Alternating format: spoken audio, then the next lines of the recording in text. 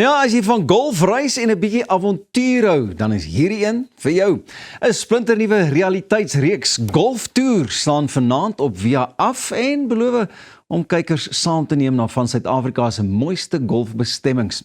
Ons gesels vandag met die aanbieder van die reeks, JP Kwikkelberge, en hy vertel vir ons meer. JP, hartlike goeiemôre, good morning.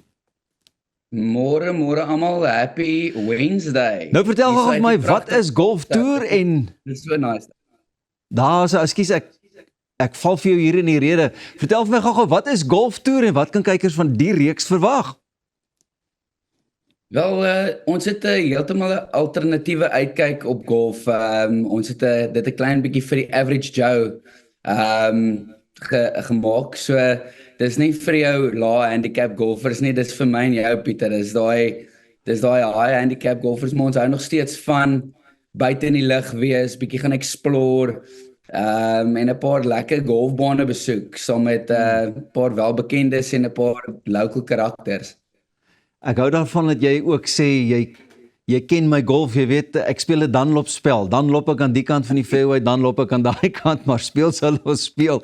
JP, jy beskryf jouself ook as 'n amateur golfspeler. Hoe was dit om hierdie reeks aan te pak en ook, jy weet, natuurlik as aanbieder op te kon tree? Kyk, ja Pieter, dit is presies soos wat jy daar noem. Die amateur golfspeler kry die meeste golf uit sy ronde uit. Ons kyk ook baie na die fauna en flora langs aan die fairway. Ons kyk wat se bome groei en wat se blomme groei daar so in die wild. Maar nee, ek grap, maar dit is ons is so blessed met van die mooiste bestemmings in Suid-Afrika en weet jy wat, mens moet dit wys daar buite.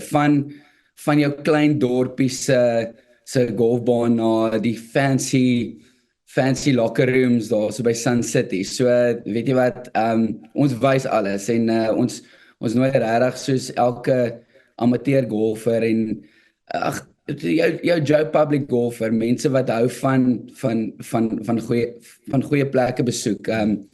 Kyk, ons 'n klein span.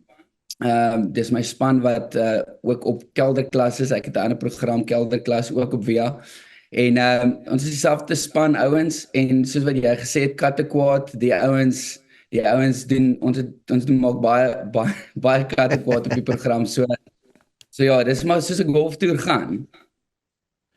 Het die golf enigstens verbeter ten tye van die opnames vir hierdie reeks?